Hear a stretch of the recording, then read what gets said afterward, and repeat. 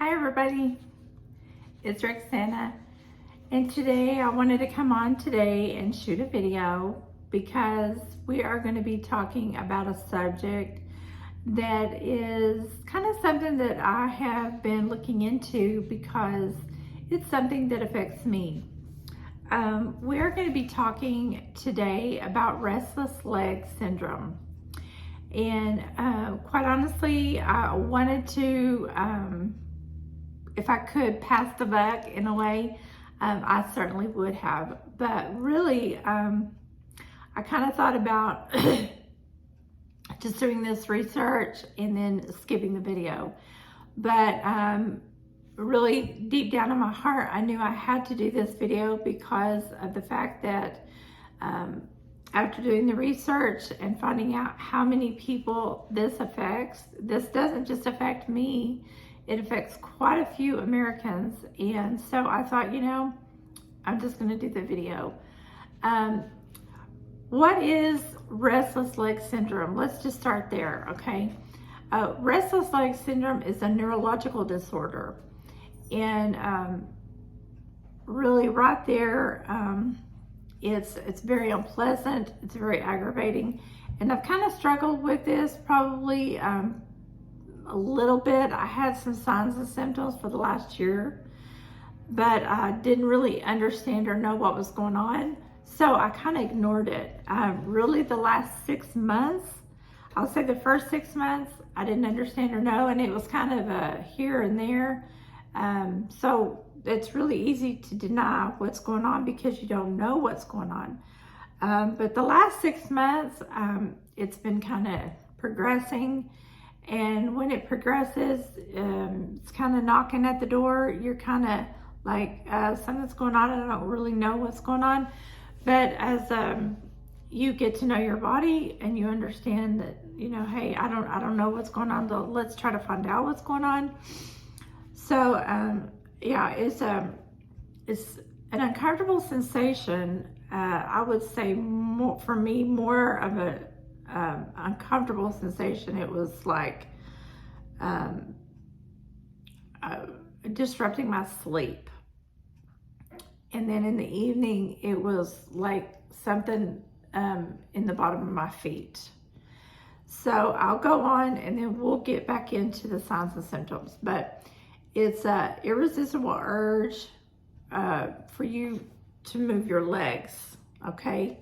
And the symptoms commonly occur late in the afternoon or in the evening hours and are often intense at night when you're trying to go to sleep or you're trying to rest. And that's pretty accurate for me. I'll say, instead of saying restless leg syndrome, I'm going to start saying RLS for restless leg syndrome. Can disturb your sleep at night, making it very difficult for you to fall asleep or return to sleep after you've been woken up with this. And it makes you move your legs, typically relieves discomfort. It's a sensation over and over. Once the movement starts, it's like you've got to move your legs. You're very restless and it becomes very irritating. RLS is a sleep disorder, both a sleep disorder and it triggers the restless attempting you to sleep, and movement disorder. RLS affects both men and women, and it forces you to move your legs. It forces you to move your legs. And for you, in order for you to relieve that kind of symptom, you have to move your legs. And sometimes your legs will move on their own. It is estimated that up to 10% of people in the United States population have RLS.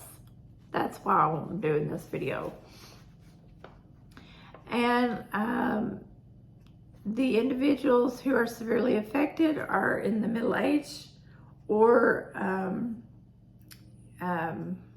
or it can affect younger.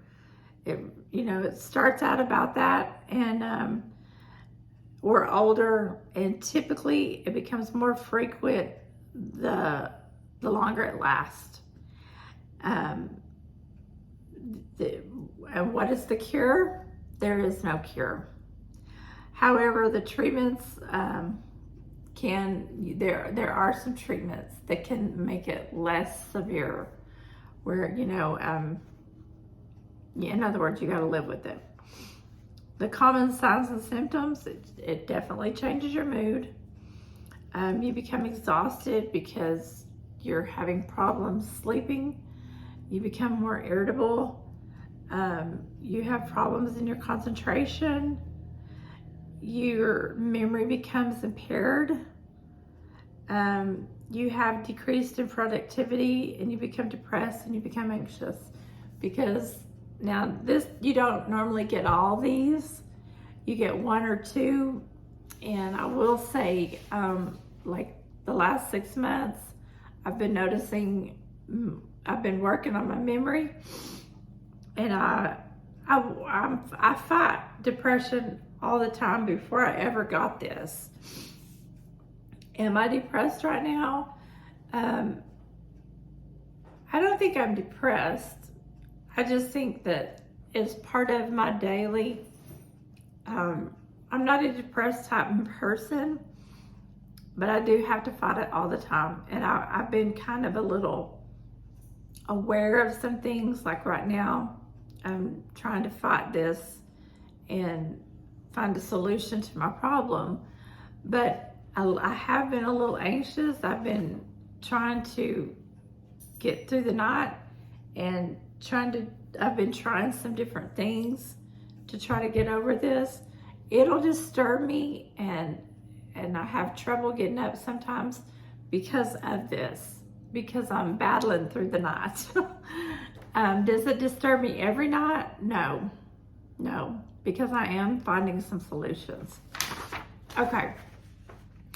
RLS is also related to the dysfunctional part of your brain that controls your movement. It's called the basal ganglia, and that's the part, that's the chemical dopamine that is the disruption of the dopamine levels in the brain.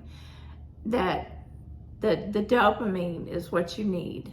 Okay, so when you're talking about a neurological part, that's usually a part in your brain. So the dopamine levels in the brain are frequently the part of the brain that's being disrupted, and you need that for sleep.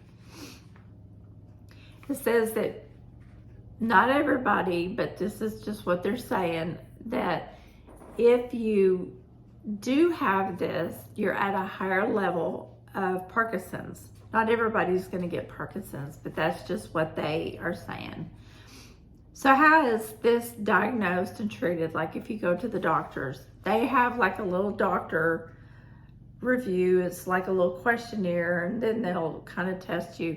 So there's like 10 things, or I'm sorry, there's like I think 5 things they go through, and they find out whether you're getting worse, what scale you're on. And I'm not going to go over all that because I'm not a doctor, and I'm not a medical profession. And I'll just say right now, they find out where they think you are, and they'll put you on medication. And I'm not for medication. I'm an herbalist. I try to do the opposite of medication.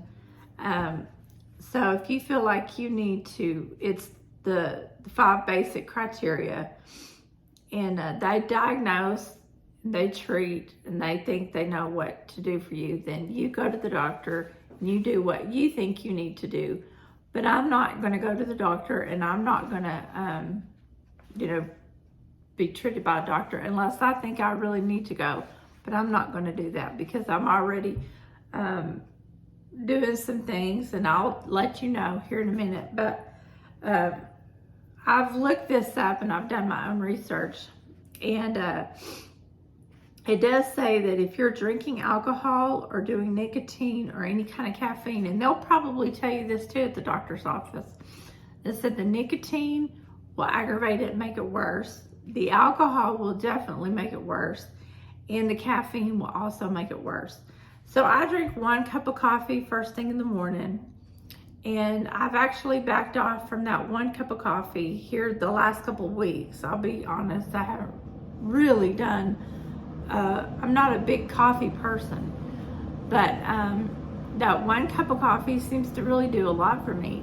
But the last couple of weeks since I've been doing this, I've backed off, and there one day out of the week, I just skip that one. I have been getting a lot of headaches, and so I don't know if that's due to this or not, but that's why I'm also trying to back off the coffee. It says if you can change your regular sleep pattern, and just instead of going to bed late or waking up early or whatever, you know, if you're irregular, it says be consistent with your sleep pattern. That's been the most difficult for me because I'm not getting regular sleep. I'm having a hard time a couple of times a week getting sleep. I'm like, majority of the time I'm very structured. I want to go to bed at a certain time and I want to wake up at a certain time. It's been a little hard for me because I'm up and down all night long because of this.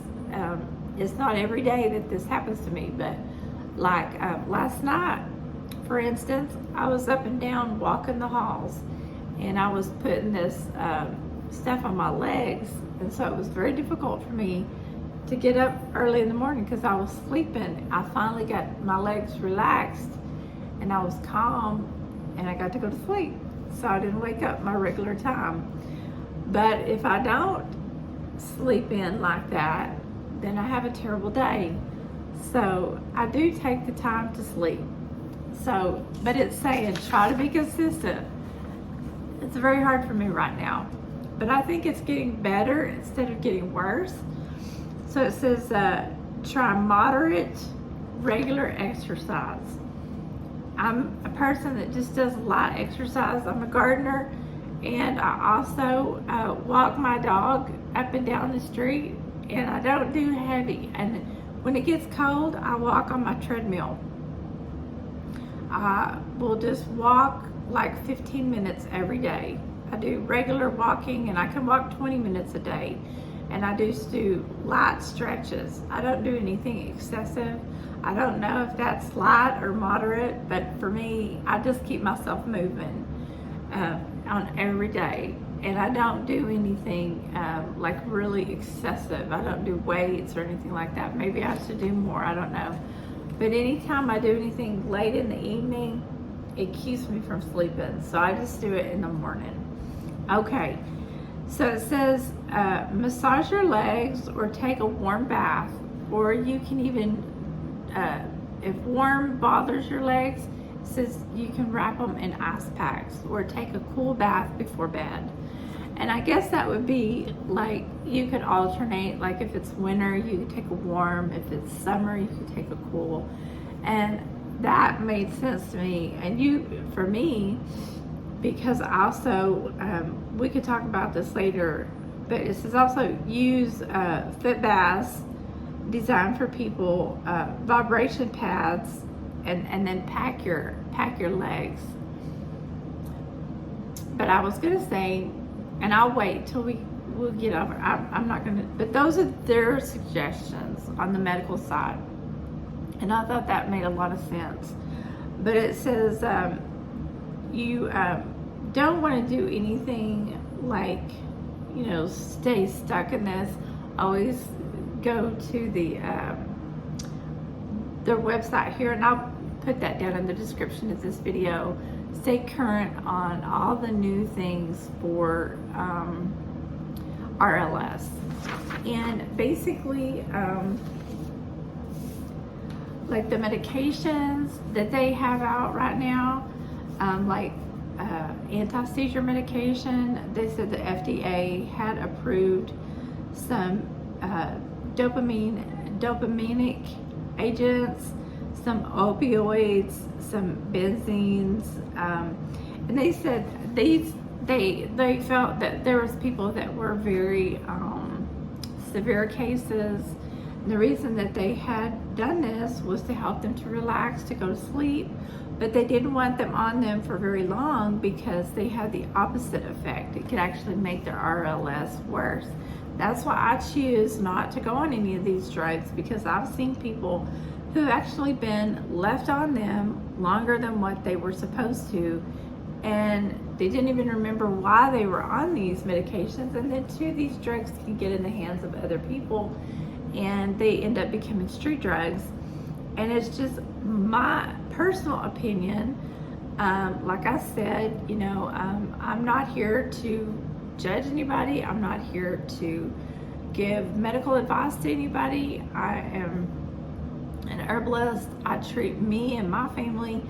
I do not actually get into telling anybody anything. I tell everybody, do your own research.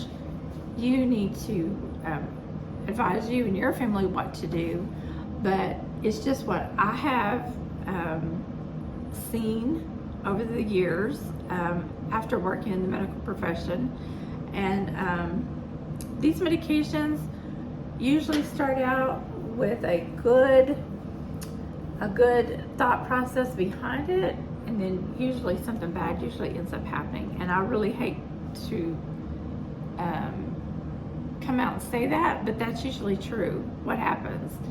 And you know, I know people are just trying to help them, but usually herbal tinctures or teas or salves or other ways of doing things, which we'll get to that quickly, but lifestyle changes and activities are always better.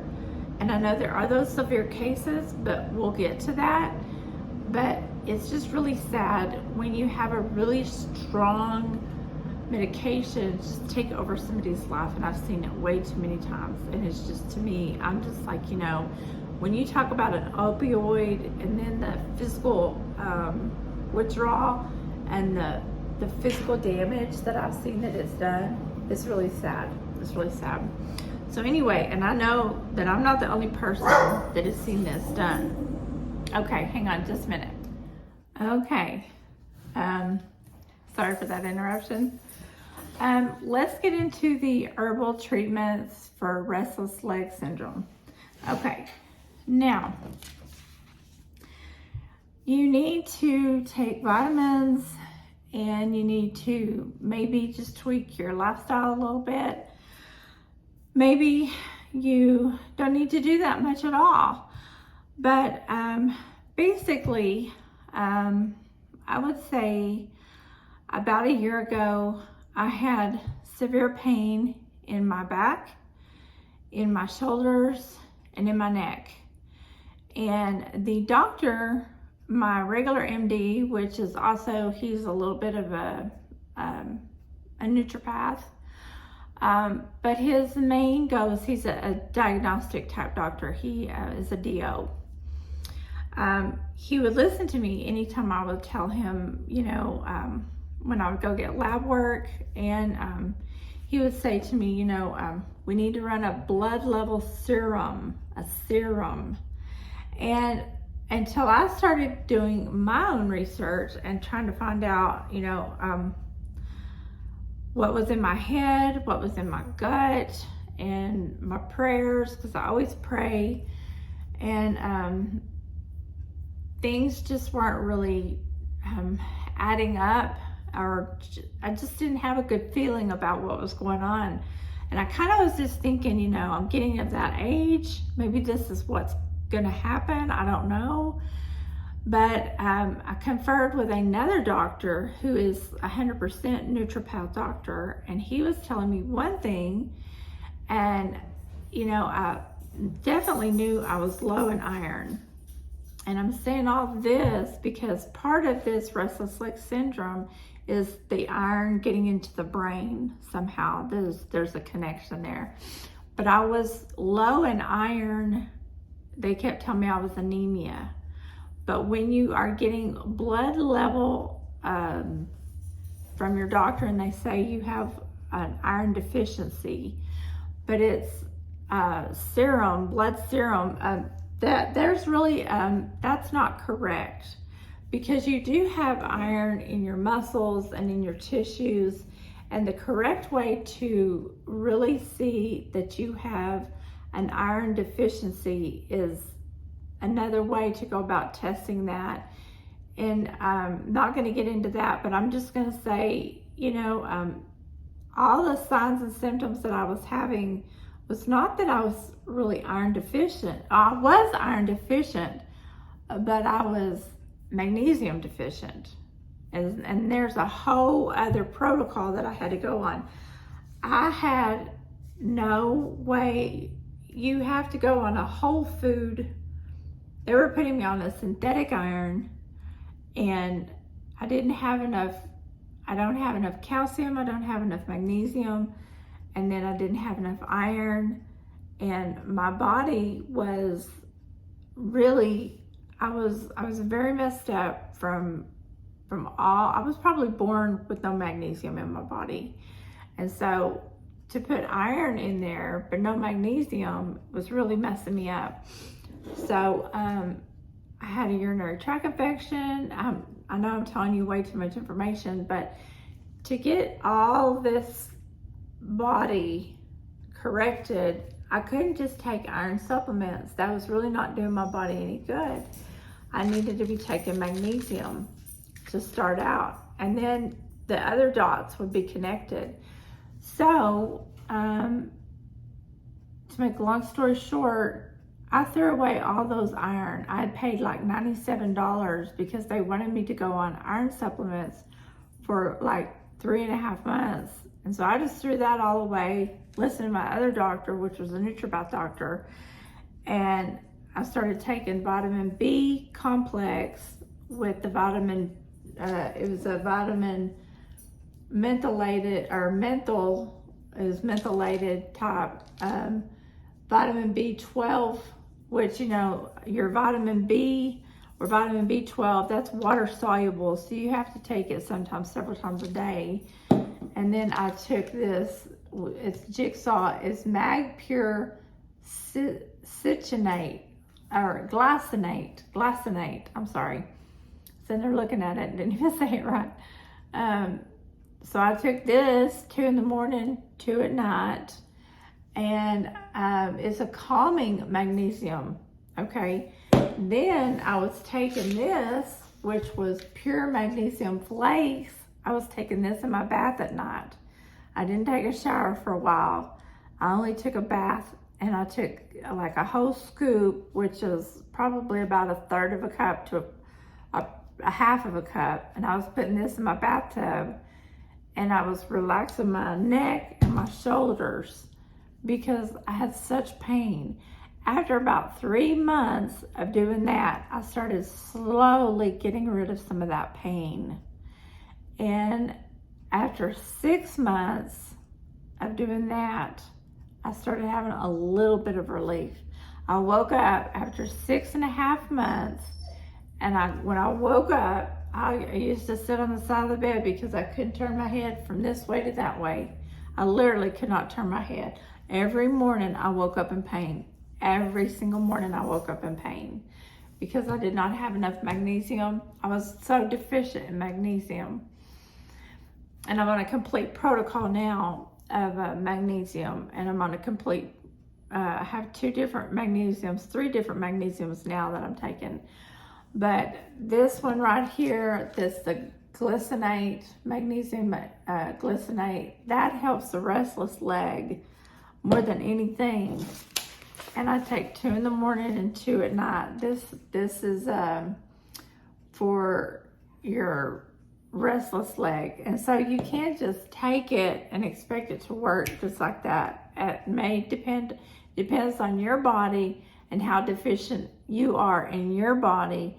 And then you have to take vitamin B complex and vitamin B12. And you may need to take it under the tongue, which is sublingual, and you may need to take it morning, noon, and night. I don't know.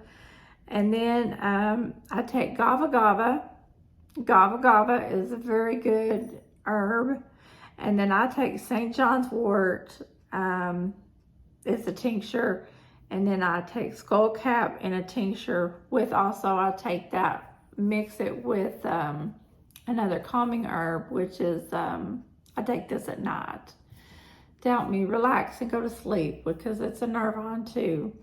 And it's also, I mix it with chamomile, and I put a little cinnamon in there for taste.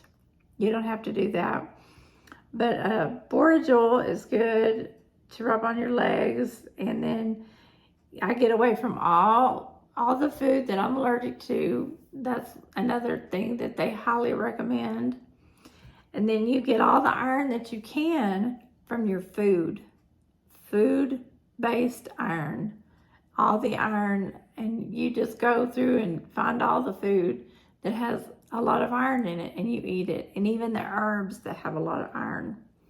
And then you do warm compresses, you walk, you get as much exercise as you can, you do the stretches that you can, and getting out in the sun will help your brain. It will help your brain, the dopamine levels, the serotonin levels, you get melatonin also. And sometimes, depending on whether it's hot or it's cold, I mean, you may need to get out there, and if it's really hot, then you may need to take a cool bath. But putting this in your bath a couple of times, or maybe to start out, you may need to take a bath every day. But the magnesium flakes, and they're pretty big, but they will melt in your bath water, and they are really nice. They are really, really nice. And you melt them in your bath, and you feel really nice and relaxed. Your legs, you can make, I have a video on how to make magnesium oil, and you can even buy magnesium oil. It's not really like an oily. You can make it kind of thicker instead of making it so watery. You can even buy magnesium lotion and rub it on your legs at night. So anyway, you can set your bedroom up, make it nice and cool. If you're hot-natured, make it nice and warm. You can do your sheets. You can make it nice and dark. You can do whatever you can to set the mood and make the mood really nice and pleasing to you. And for me, I like to have things in there that it's nice and dark. I don't like a lot of noise. I don't like any noise at all, actually. And I do have one little night light to where when I get up to go use the bathroom, I can just see straight to go to the bathroom and then come back. I don't turn the lights on when I go to the bathroom, because that one little night light helps me. Because if I turn the light on, then the light will wake the brain back up. So they've done studies to say just have that one little light on if you have to go to the bathroom. Don't turn any lights on, because that wakes you right back up. And I'll just say one more thing before, and I've tried this on myself. If you are looking at your phone or your laptop or your, I don't know what kind of device you look at, but don't look at any device for an hour or 2 hours. That's even going for your TV. If you can read a book, or if you can just have some quiet time, an hour to 2 hours. It's better if you do it 2 hours. They used to think it was an hour. Now they've redone that research, and they said it's the blue light from all of our devices, and they said try 2 hours before you go to bed, because that helps the melatonin in the brain, and that helps all that chemicals in our brain to relax, calm down. And when we have this is the window to our soul. This is the window to our brain. So like when we have nothing going in there causing problems, and when we can just sit there and relax, like have nothing going in it. And sometimes we have a lot of replay. We replay things over and over. I do. I'm always thinking about what I've read, what I've seen, and that's why I use skullcap. Skullcap is really good for relaxing my thoughts, turning off, because I'm a big thinker. I think and I think and I think, and And I think, well, I bet about this and that, and I bet if I put this with that. And I'm always formalizing, and I'm always thinking about, oh, and I'm really bad about, I should have said this, and I bet if I'd have done this or that, or I'm even thinking about recipes. Sometimes I'll think about supper, and I'm thinking, I wish I had put this, herb or that spice with. And my husband will tell me, what are you thinking about? I can see you're over there thinking. And I'm thinking, yeah, he knows me. Because, sometimes women, we're always wanting to make things better. Even if we were happy with what we did that day. I'm pretty happy with what I do every day. But sometimes I want to make it better. And it's really, I think, just some of our natures. We didn't get enough done that day. We might have gotten a few things done, but we still never have enough time. I still say that to this day. I didn't get everything done that I wanted to get done. And so anyway, that helps close off that window of And so I hope that this video, and I hope you give me a like, and I hope you say, you know what, Roxana, I don't know if I have restless leg syndrome, but it may be. But you may try a few of these and see if it helps you. But magnesium is really one to calm a lot of these down. There's other herbs that you may have heard of, and please put them down in the comments, because I always say, we learn together. It's not just one person that has all the answers. But I'm just not a big person that likes to go out and get a prescription.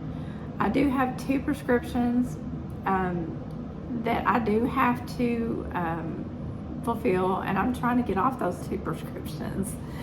But we don't know. We can help each other. Learning herbs is really a key thing that I do on a daily basis, on a weekly basis, on a monthly basis, on a yearly basis. I've been doing it for over 20 years now, really since I was a kid. I was raised around people that loved herbs, loved farming. We just were in the garden all the time. We grew our own food. We canned our own food. We just love being self-sustained people. And so really, if you can think about something to help somebody else in the comments, that's really what it's all about. It's all about growing our own food, becoming self-sustained, and helping one another. And teaching it to our children. That's what it's all about. So here at Past Present Herbs, you guys, let's help one another, and let's do this thing the right way, okay? And like I said earlier, I'm an herbalist. I'm not a doctor. I'm not here giving medical advice. We're just here trying to help each other, okay? You guys have a great day. There's my dog, Hunter. So I better run. And you guys hit the like button. Help this get around. Like I said, we're not the only ones that have restless leg syndrome. So you guys, I'll see y'all in the next video. Remember to hit that like button and share this video. Bye-bye.